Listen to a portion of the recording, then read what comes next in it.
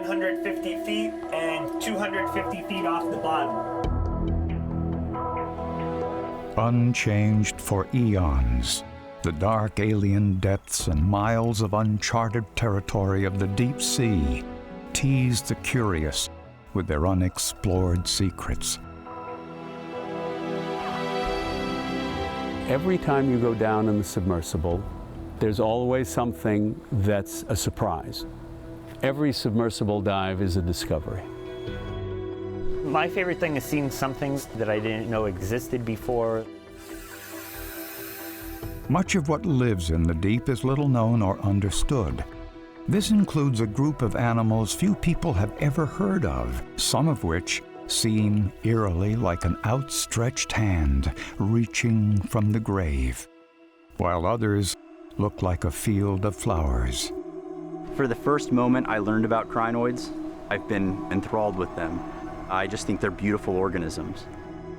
Crinoids are the sea lilies and feather stars. They're one big group of the major branch of animal life called the echinoderms, which includes the sea stars, sea urchins, and sea cucumbers.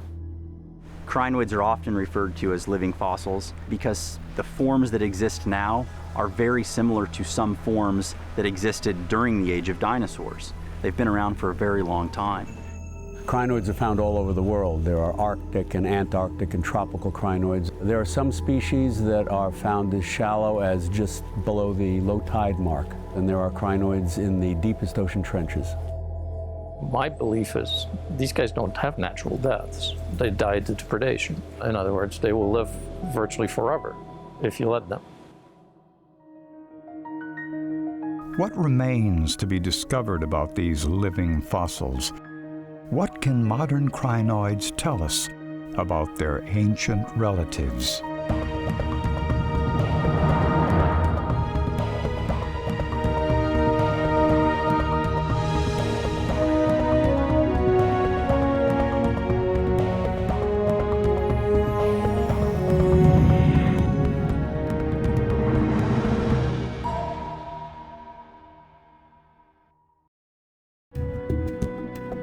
Major funding for this program was provided by the Batchelor Foundation, encouraging people to preserve and protect America's underwater resources, and by Divers Direct Emotion Club, inspiring the pursuit of tropical adventures and scuba diving.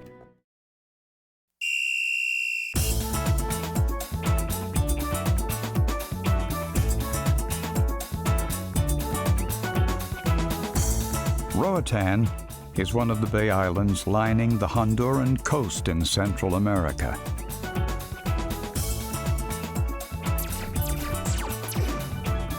It is on the southern tip of the Mesoamerican Reef, making it a popular vacation destination for scuba divers.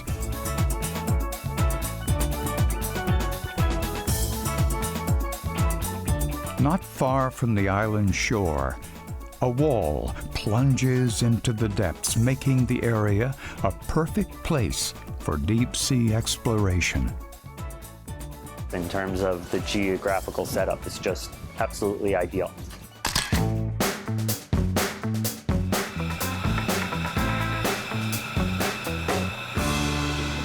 Submersible builder and pilot Carl Stanley, who runs the Roatan Institute of Deep Sea Exploration, set up shop on the island's west end, from where he motors his submersible Idabel across the bay and then drops down into the deep. Deepest I offer trips to the public is 2,000 feet, but I've been 2,606 feet. I actually designed this for 3,000 feet. While the majority of Carl's customers are tourists with an adventurous spirit, his operation has also drawn the attention of marine scientists interested in exploring the area. I came to Roatan based on a photograph that Carl Stanley, the submersible pilot, took and posted on his website. Dr. Charles Messing is a professor of Nova Southeastern University's Oceanographic Center in Fort Lauderdale, Florida. We've just passed 1,000 feet. No photosynthesis down here. He has spent the majority of his scientific career studying a little-known group of animals called crinoids, some of which occur only in the deep sea. No one doubts that crinoids are very obscure organisms. The vast majority of people have never heard of a crinoid. Well, maybe they've heard of the fossils, but a sea lily, what's a sea lily? Is some kind of flower? Who knows? The photo he saw online featured one of the species he studies. What we know about the biology of crinoids is still pretty limited. Well, we can certainly motor along at that depth and see if you can find them. So together with his collaborators, he began conducting research from Carl Sub in 2012. Their goal is to answer some basic questions about the animals, such as how long they might live, how fast they grow, and so forth. I am particularly interested in sort of aspects of the function of organisms. How do they work? Sort of an engineering perspective to biology. 185? 185. Famous last word. See you later. Water, Water. still camera, Still camera. snuggie blanket. Nuggy blanket. I feel like a professional.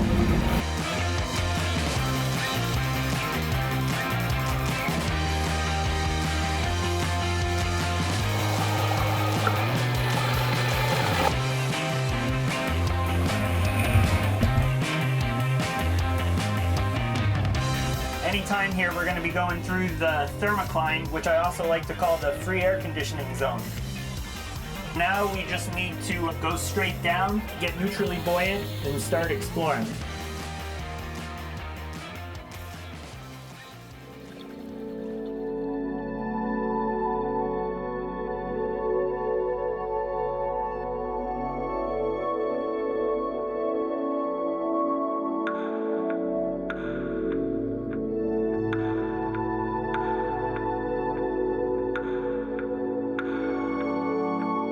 Okay, we are on the bottom. Big yellow feather star hanging down. Of the about 640 species of crinoids found in modern seas, at least 17 occur in the waters off Roatan. They include the flower-like sea lilies, feather stars, and the rather strange-looking Holopus. There are 3 species of Holopus, 2 here in the Caribbean and 1 in the Pacific, and they all look pretty much alike. When they're expanded, they look like a little hand with a very stout wrist, and basically the wrist is cemented onto the substrate. There's no stalk. And of course, it's a complete ring of 10 arms, but they look like fingers. And they look like a gauntlet, like armored gloves. And when they close up completely and tightly, so they look like a fist. The arms allow crinoids to feed. All crinoids are suspension feeders. They rely on small plankton that drift by. And they all have at least 5 feathery arms, and the side branches of the arms are called pinnules, like a feather. And along those pinnules are tiny little finger-like structures, and as the plankton drifts by, these little finger-like feet just flick, passing particles of plankton into a groove with microscopic hairs, and that carries the particles like a conveyor belt down to the mouth in the middle. And the mouth is right down in the base of what would be the center of the flower. They have a complete gut with a mouth and the anus down in the middle. They have a nervous system but no brain. And they produce eggs and sperm just like other animals.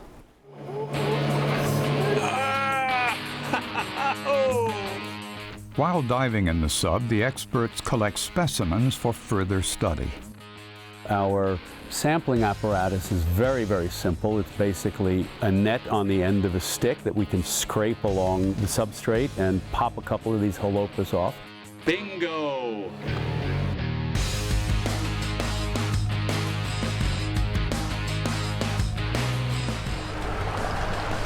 Wonderful. Once back at the surface, the specimens are preserved. This is a Holopus, gives you an idea of how large the animal is. It's about as big as they get. And of course its arms are all folded together. You can see where it cements onto the rock face by its stump. We're going to use a series of preservatives on some of the smaller pieces for molecular work. We're going to subject the tissue to DNA analysis to try to understand the evolutionary history, who's related to who, and develop an overall family tree of crinoids. The first family tree of crinoids using DNA sequences was published about 10 years ago, but it only had a handful of species. So we're continuing to collect. Now we're also looking at RNA. We can take little pieces of the pinnules, put them into a particular solution that will preserve the RNA, and that we can use to look at which genes are active. Active genes reveal how an animal is responding to its environment. For example, they may indicate which genes are involved in digestion, and the DNA sequences of these genes will help unravel the evolutionary relationships among different species.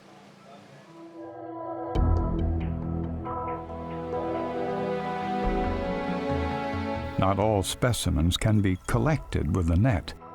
We have a suction tube that is powered by one of the submersible's thrusters, and we can suck crinoids in. With this suction tube, the scientists collect sea lilies, feather stars, as well as a potential predator. In deep water, we've discovered that there's this sea urchin that will prey on crinoids. We know it does because one of my colleagues has found the skeletal pieces of the crinoids in the guts of the sea urchins. The scientists are particularly interested in what is eating and attacking crinoids. Primarily, what we're doing in the sub is trying to look at populations of crinoids at different depths. And we're looking at the frequency of regenerating arms in each one of those populations. So essentially, the idea is that in shallow water environments where they are better illuminated, you would expect to see more crinoids with regenerating arms because they're being attacked more often than you would in deep water where there is less light. There you would expect much lower rates of encounters with predators, and you would expect to see fewer regenerated arms as a consequence. Sea stars can regenerate an arm that they've lost. Crinoids are masters of regeneration also. They all start out with 5 unbranched arms when they're really, really small. But what happens then for the ones that grow more arms is they will drop an arm and regrow 2 or 4. And they'll also drop an arm in response to predation. They've developed places in the arms that are analogous to a lizard's tail. So a lizard's tail is thought to function as an escape strategy. During a predatory attack, it'll give up its tail in order to escape. Crinoids do something similar, both in their arms and in their stalks. They can also regenerate the lump of tissue in the middle that has the gut. And so if there's stress or predation, they can regenerate the whole thing, lock, stock, and barrel. There is no evidence that they will just sort of naturally die. I may not be able to get it because of the slope, huh? We'll see. While some species of crinoids are permanently attached to the bottom, others have developed the ability to move around, likely as a response to predators. The majority of fossil crinoids and a number of living crinoids have a stalk that cements to hard substrates, and a few of them have a root-like structure at the base of the stalk, so they don't move around. Other stalked crinoids, a whole family of them, have hooks along the stalk, and they use them as grapnels to attach to hard substrates, but they can actually release them and lie down and crawl around with their arms. And the feather stars retain a little circle of hooks with which they attach to hard substrates, and they can release them and crawl with their arms, and some of them can actually swim. The sea lilies that we find here in Roatan, we've got 2 species of them so far that have hooks along the stalk. Both of them can lie down, detach, and crawl away. We get a shot in the distance. To see how crinoids grow and regenerate, the experts take lots of photos and record video which they compare from year to year. So what we've established are some locations where we go and we'll return to those over time. And for these deep water organisms, that's rarely done. And so we hope to get a lot of information about recruitment, the sort of birth, death rates, growth rates, and a variety of other things, interactions with other organisms, predators, fatalities due to predation. So we are pretty much set on at least a 5-6 year time frame at this point. So when you look up, you're seeing the edge of the second wall, and right now that's 250 feet above us. Carl's knowledge of the local area is quite amazing. I mean, he's been here for years, and what he does is he'll drop down to a certain depth. You tell him, well, these crinoids we're looking for are in 1,100 feet. So he drops down to 1,100 feet in a certain area and just motors along. There you are. My biggest navigational aids are a compass, which basically allows me to know if I'm going away from the wall or towards the wall. And then I have a fish finder that tells me how far off the bottom I am, and everything else is based off of my memory of the area. How far is it to the fan? We're halfway there. Pilot Carl has been fascinated with submersibles from a young age. I got started when I was 9 years old reading a short story, and at that age I said I was gonna build a sub, started making drawings that I still have. At age 15, Carl started building his first submersible, which he completed during his senior year of college. He operated that submersible in Roatan for 2 years before designing his current sub. Idabel is a completely original design.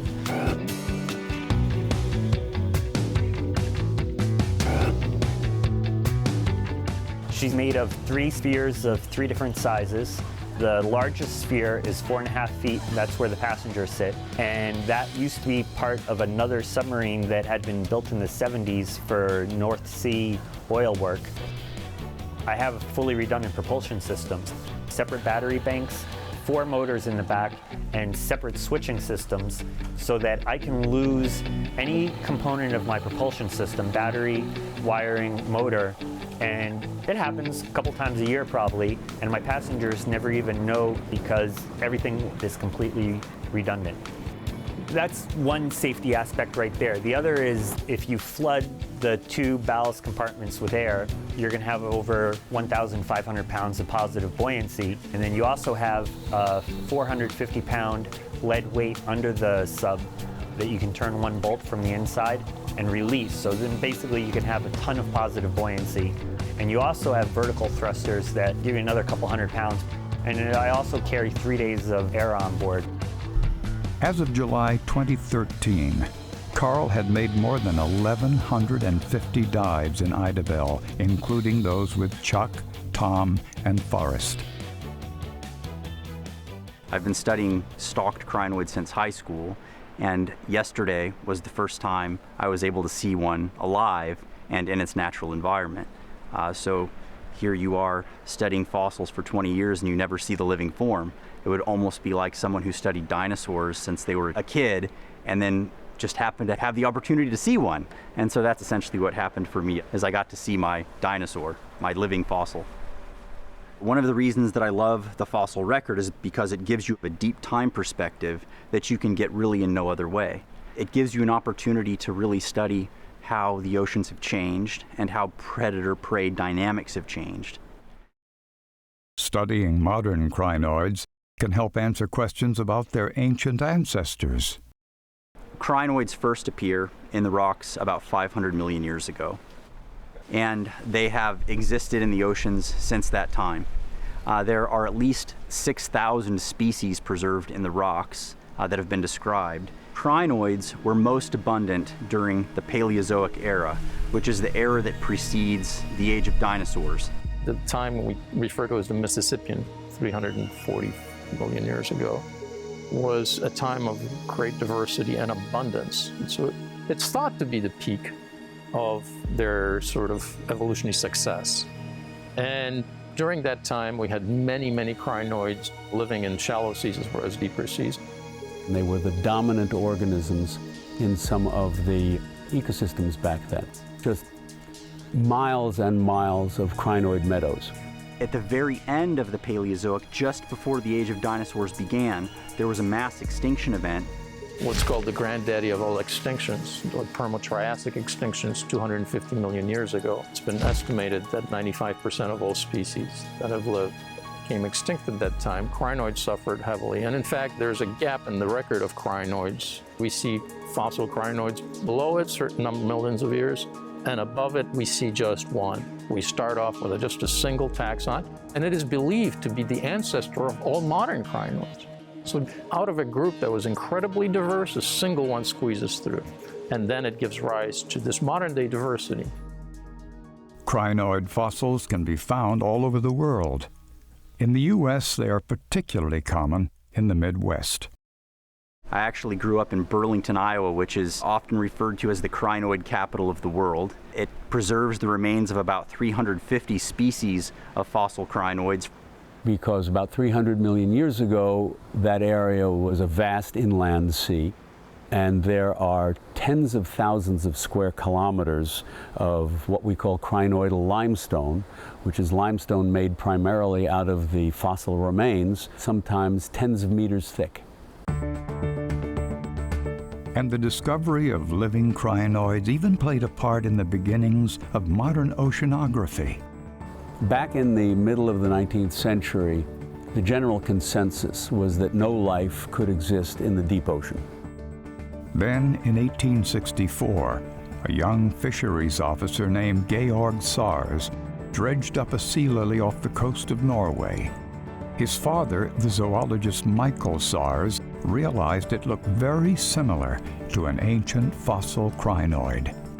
This excited a lot of people because this suggested that ancient forms of life could exist in the deep sea. Now, Charles Darwin had just published The Origin of Species a couple of years before that, which suggested that organisms evolve in response to a changing environment. If the environment doesn't change, they're not going to evolve as fast. There's no natural selection pressure for them to do so. After the discovery of the ancient-looking sea lily, scientists petitioned the British Admiralty for a ship to conduct further research.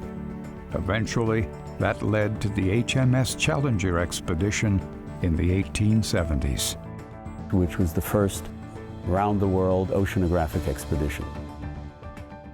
Carl? Yeah? If you can move the sub up so the lasers flank that specimen, and I'll try to get a photo with the lasers in there. There is regeneration. I can see that. That is very cool. We are looking at a Holopus that I photographed last year, and it was missing a couple of its 5 rays, and I can see regeneration there. Here, you can see our scaling lasers. Our scaling lasers are 10 centimeters apart. That's about 4 inches. And so we can get an absolute measurement of how much growth has actually taken place. And that's a step. And next year, we'll absolutely know what the exact rate of growth is. And it's really interesting because we know almost nothing about these animals apart from what depth range they grow in and where they're found. So this is the first little piece of biology that we've been able to discover about these animals. Once back in the lab in Fort Lauderdale, Chuck creates drawings of the specimens collected in the field. Together with the DNA analysis, this will help to better identify species and understand their basic biology. For example, this is the stalked crinoid, one of the stalked crinoids we collected in Roatan. And it turns out that there are 3 or 4 different names of species for crinoids that look like this all around the Caribbean. And it's not clear where one species ends and another one begins. So we're going to try to do some detailed illustrations, some measurements, and try to figure out what species it actually is. We'll also have to compare it to some museum specimens. When I look in the microscope, I see the image of the critter and my pencil and the paper. And I can make an extremely accurate tracing of this species. And the reason I do this, there are structures here that don't show up terribly well in a photograph. For example, the details of the sutures between some of the skeletal pieces are almost invisible in a photograph. I might publish both a photograph and an illustration like this to show the important parts. And there you go.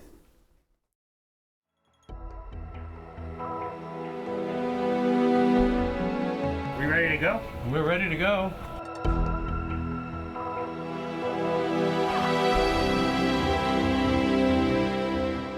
Much remains to be discovered about the seemingly strange and astonishing life forms of the deep sea. Look at that. This is the first time, as far as I know, that this has been observed. These little changed organisms provide a window into the Earth's past. Crinoids are survivors. They are beautiful organisms that outlived the dinosaurs. And there's much to be learned by using both the rock record and the living record together to try to understand the evolution and ecology and history of a group of animals.